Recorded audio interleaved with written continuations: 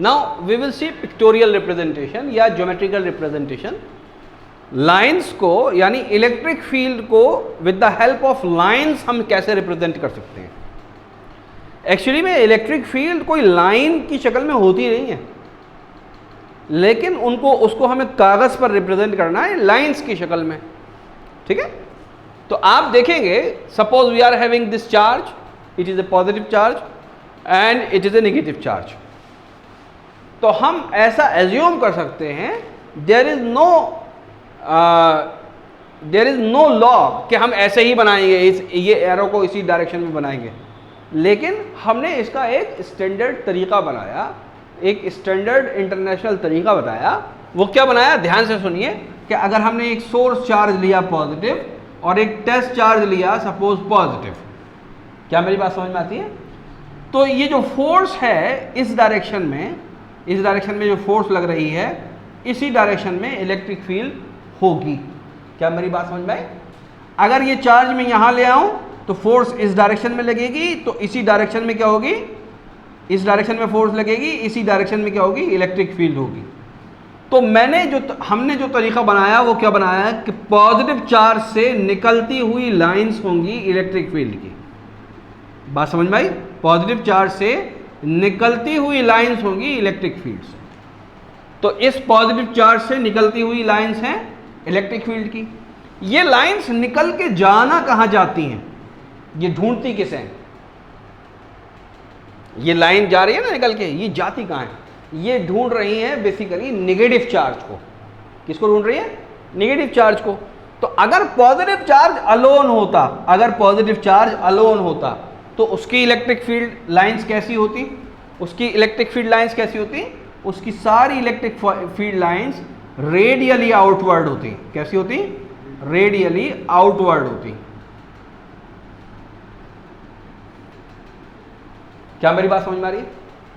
अब इस positive charge को सपोज इस जगह पर कोई नेगेटिव चार्ज मिला, तो ये वाली जो लाइन इधर की तरफ जा रही थी ये तो जाएगी ही, ये वाली जो लाइन थी वो बेंड होकर यूं आ जाएगी, ये वाली जो लाइन थी ये भी बेंड होकर यूं आ जाएगी, ये वाली जो लाइन थी ये भी बेंड होकर यूं आ जाएगी, ये वाली जो लाइन थी ये भी बेंड होकर यूं आ जाएगी, और ये जो लाइन जा रही थी ये अर्थ के दूसरी तरफ से घूमकर इसके पास ऐसे आ जाएगी। क्या मेरी बात समझ में आ रही है? ठीक है, और ये कैसी होंगी? 3 डायमेंशनल होंगी। ये यू भी होगी, ये पीछे से भी होगी, ये यू भी होगी, ये यू भी होगी। बात समझ में आ रही है? ठीक, तो इसीलिए इसकी डेफिनेशन क्या लिखी? Electric field lines are smooth imaginary curves drawn in space to represent electric field. तो इसका हमने जो नॉर्मल स्टैंडर्ड तरीका बनाया रिप्रेजेंटेशन का, वो क्या बनाया कि पॉजिटिव चार्ज से निकलती हुई लाइंस होंगी और कहां जाती हुई होंगी? नेगेटिव चार्ज में जाती हुई होंगी। क्या मेरी बात समझ में आई? यहां कोई कॉर्नर्स नहीं होंगे, कहीं पर भी क्या होंगे? कॉर्नर्स नहीं होंगे। ये स्मूथ होगी। कैसी होगी? स्मूथ होगी। क्या मेरी बात समझ में आई? एक और खास बात, अगर कोई पॉजिटिव चार्ज यहां रखा जाए, फॉर एग्जांपल यहां पर हमने कोई क्या रखा, हमने एक पॉजिटिव चार्ज रखा, इस जगह पर हमने क्या रखा? पॉजिटिव चार्ज रखा, तो इसके ऊपर फोर्स इसी डायरेक्शन में लगेगी जिस डायरेक्शन में ये लाइन है। यानी इस लाइन के ऊपर हम क्या बना दें? टेंजेंट बना दें। क्या बना दें? टेंजेंट। फॉर एग्जांपल एक पॉजिटिव चार्ज यहां पर रखा, यहां पर हमने एक +Q पॉजिटिव चार्ज रखा, टेस्ट चार्ज रखा छोटा सा, तो इसके ऊपर जो फोर्स होगी वो किस डायरेक्शन में होगी? ये जो टेंजेंट है। क्या मेरी बात समझ में आ रही है? ठीक है, आगे बढ़े। इनकी कुछ कैरेक्टरिस्टिक्स लिख लेते हैं, ये जरूरी और इंपॉर्टेंट कैरेक्टरिस्टिक्स हैं इन लाइंस की। ठीक है,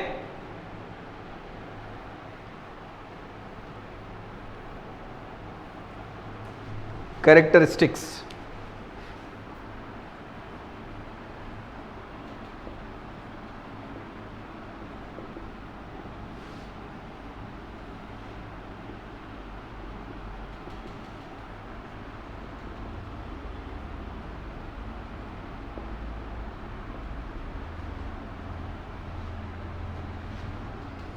नंबर 1, starts from positive,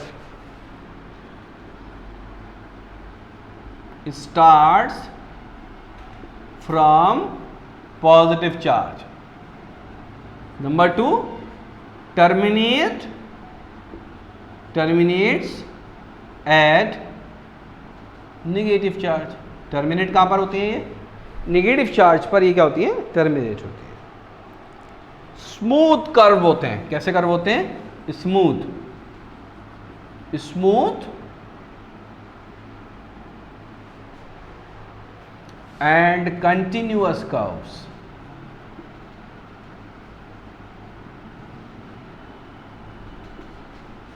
ठीक है. स्टार्ट होती है पॉजिटिव पर, टर्मिनेट होती है नेगेटिव पर. कर्व कैसे होते हैं? स्मूथ होते हैं. स्मूथ कर्व होने का क्या मतलब है? No corners.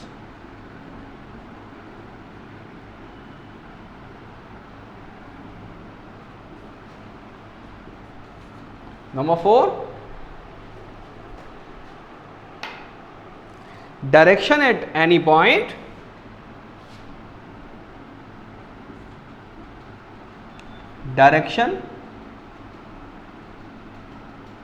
at any point is the direction of force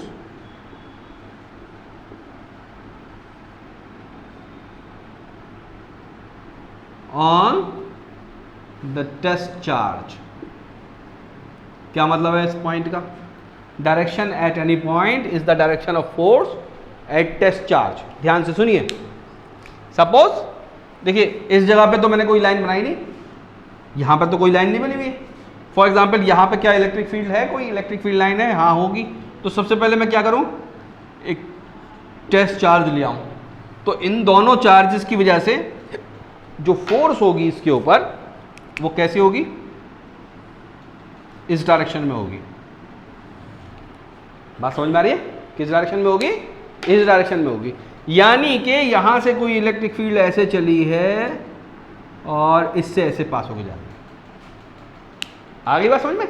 तो किसी भी जगह पर अगर मुझे इलेक्ट्रिक फील्ड लाइन बनानी है तो क्या करूं? वहां पर मैं टेस्ट चार्ज ले जाऊं, उसकी मैं क्या निकाल लूं? फोर्स निकाल लूं. अब यहां पर वही, यहां पे ले आता तो इस डायरेक्शन में होती, यहां पे ले आता तो इस डायरेक्शन में आती. तो पूरा कर्व मैं प्लॉट कर सकता हूं. क्या मेरी बात समझ में आ रही है? अगर ये चार्ज नहीं होता, ये वाला चार्ज नहीं होता, तो यहां पर फोर्स यूं आती, इस डायरेक्शन में आती, इसकी वजह से. बात समझ में? तो दोनों चार्जेस की वजह से इलेक्ट्रिक फील्ड की मुझे एक्चुअल डायरेक्शन मिल गई. समझ में आ रही बात? आगे बढ़ते हैं. बहुत इंपॉर्टेंट और खास बात, इसको मिटा दूं.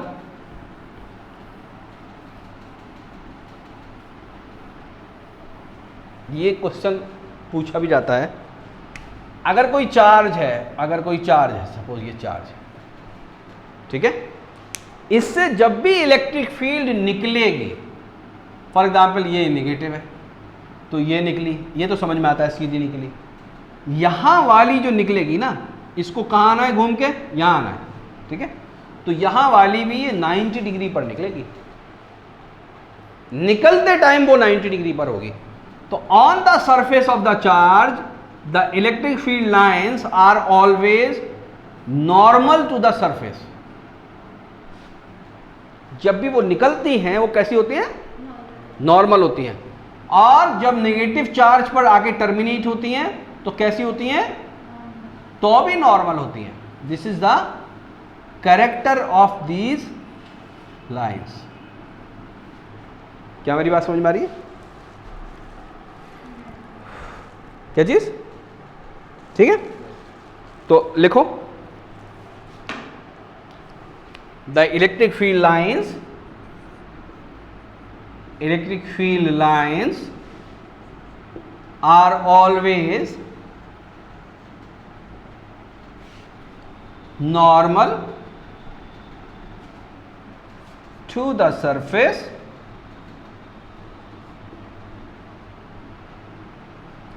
of the charge.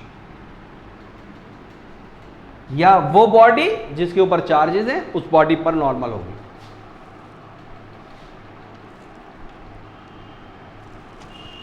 ठीक है. दूसरी खास बात, ध्यान से सुनिए, ये लाइन यहां से आई यूं, ये आई यहां से यूं। Line never crosses each other, कभी भी क्या होती है, एक दूसरे को क्रॉस नहीं करती। तो electric field lines never crosses each other.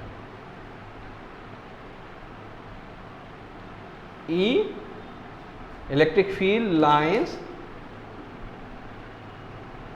Never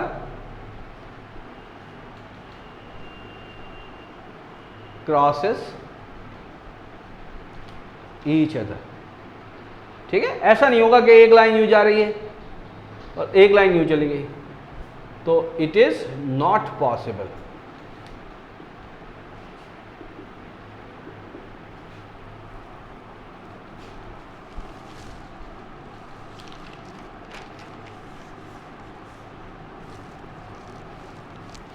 ठीक है, इतनी बात समझ में आई। और कैरेक्टरिस्टिक लिखी, 6 हो गई।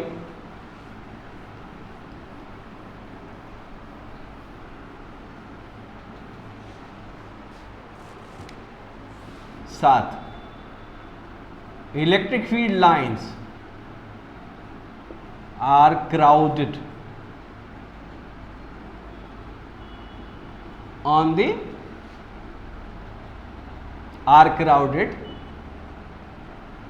Near the charges. ठीक है, आप देखेंगे कि यहां जो है नजदीक नजदीक है इलेक्ट्रिक फील्ड लाइंस, यहां पर नजदीक नजदीक है इस जगह पर, और इस जगह पर क्या है, दूर दूर है। यहां इतने बड़े एरिया में 2 आई हैं, यहां पर इतने बड़े एरिया में 3 आ गई। तो जो सरफेस के नियर क्या होती है, ये क्राउडेड होती हैं, और सरफेस से दूर कैसी होती हैं, ये फैली हुई होती हैं। तो सरफेस के पास स्ट्रेंथ भी ज़्यादा होगी, सरफेस के पास क्या होगा, स्ट्रेंथ भी ज़्यादा होगी। किस चीज़ की स्ट्रेंथ स्ट्रेंथ ज़्यादा होने का क्या मतलब है कि दूसरे चार्जेस पर ज़्यादा फोर्स लगाएंगे। यहाँ पर बात समझ में आई? राइट एंगल वाली बात हो गई। ठीक है, अब डिफरेंट डिस्ट्रीब्यूशन क्या होते हैं। अगर ये पॉजिटिव है, ये निगेटिव है, तो इनका डिस्ट्रीब्यूशन मैंने बता दिया आपको कैसा होगा, ऐसा होगा। किताब के अंदर भी बना हुआ है, आपको भी बनाना है कायदे से।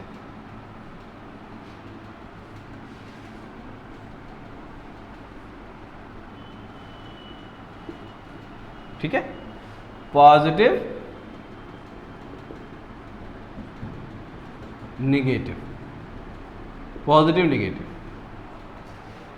सिर्फ पॉजिटिव चार्ज होगा तो क्या होगा, इलेक्ट्रिक फील्ड लाइंस निकलती हुई होगी।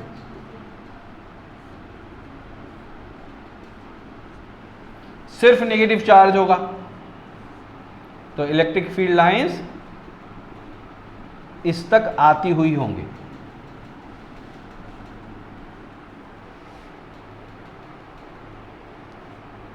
ठीक है,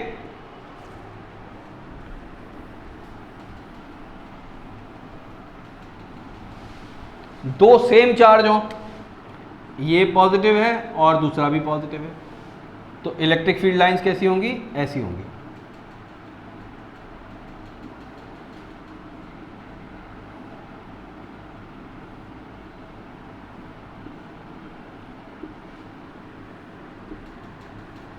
दूर भागती हुई होंगी।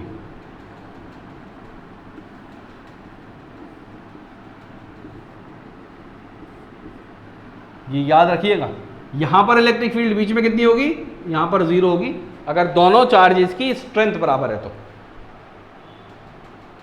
बीच में इलेक्ट्रिक फील्ड कैसी होगी, 0 होगी। अगर यही दोनों चार्जेस नेगेटिव हो जाएं, यही दोनों चार्जेस कैसे हो जाएं, नेगेटिव हो जाएं, तो इलेक्ट्रिक फील्ड लाइंस कैसी होंगी, आती हुई होंगी इन तक।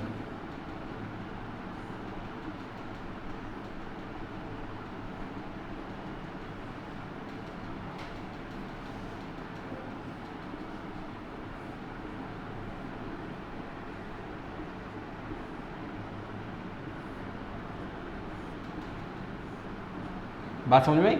यहां पर भी अगर चार्जेस की स्ट्रेंथ बराबर है तो बीच में इलेक्ट्रिक फील्ड इंटेंसिटी कितनी होगी, 0 होगी।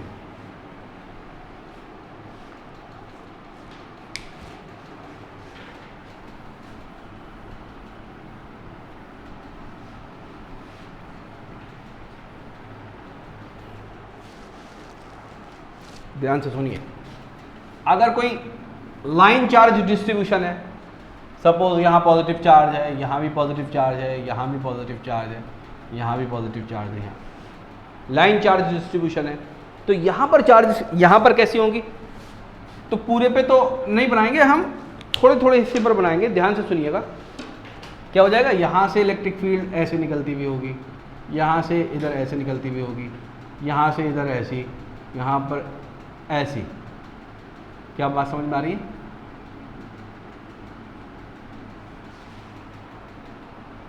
ठीक है, ऐसे ही यहाँ पर,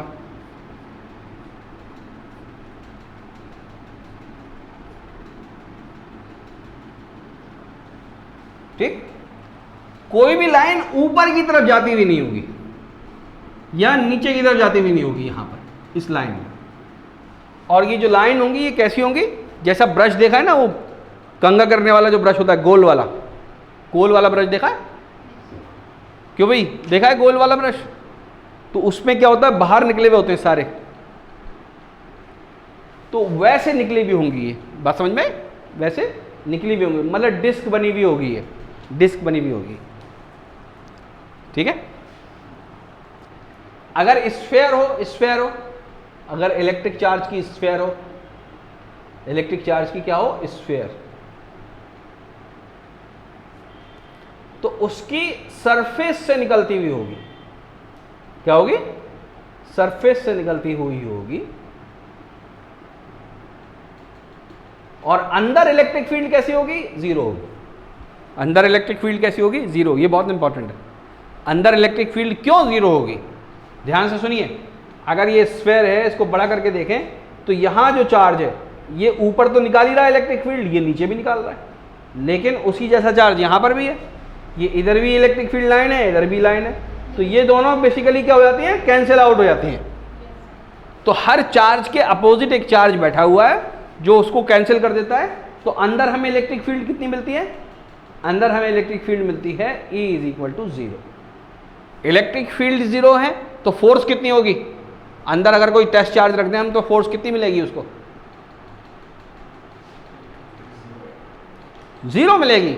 जब E 0 हो गई, E किसके बराबर होती है? E बराबर होता है force per unit test charge. अगर ये 0 हो गई तो बेसिकली फोर्स भी क्या हो जाएगी? ये भी 0 हो जाएगी। Q से क्यों फर्क पड़ेगा? जब एक चीज, जब E 0 है, कोई लाइन ही नहीं है अंदर, जब लाइन पर रखेंगे तभी फोर्स मिलेगी। तो बाहर तो हर जगह लाइन मिलती है हमें, लेकिन अंदर लाइन सारी कैंसिल आउट हो रही हैं, सारी लाइन कैंसिल आउट हो रही हैं। तो इसका मतलब क्या है कि वहां हमें कोई फोर्स नहीं मिलेगी। अच्छा, एक और चीज रह गई, वो और करा दें।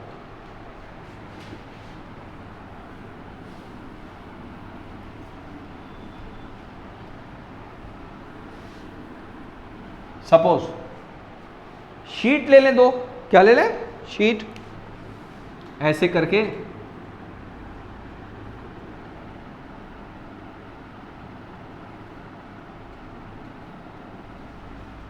दो शीट ले लें इलेक्ट्रिक चार्जेस की। क्या ले लें? शीट। तो यहां पॉजिटिव चार्ज, यहां पॉजिटिव चार्ज है,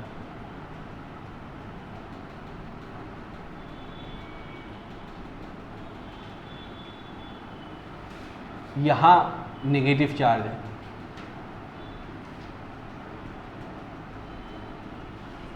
तो इलेक्ट्रिक फील्ड लाइंस कैसी होंगी? ध्यान से देखिएगा, इलेक्ट्रिक फील्ड लाइंस कैसी होंगी? ऐसी होंगी।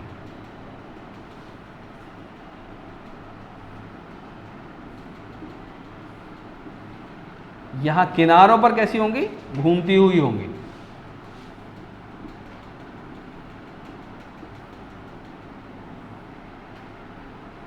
बात समझ में आई? ये घूमती हुई क्यों है यहां पर? ध्यान से सुनिएगा, यहां पर फॉर एग्जांपल एक पॉजिटिव टेस्ट चार्ज है, इसकी एक लाइन यूं निकलती है, इसकी एक लाइन यूं निकलती है। ध्यान से इसको समझ लीजिए, इसकी एक लाइन ऊपर भी निकलती है। अब यहां पर भी एक चार्ज बैठा हुआ है, इसकी एक लाइन भी यूं निकलती है, तो ये क्रॉस कभी हो नहीं सकती। तो दोनों लाइन एक दूसरे पर फोर्स लगाती हैं और सिर्फ एक ही लाइन निकलती है इन सबकी, और ये कैसी होती हैं? पैरेलल होती हैं। तो ऑल दीज लाइंस, यहां से यहां तक की सारी लाइन कैसी होती हैं? पैरेलल।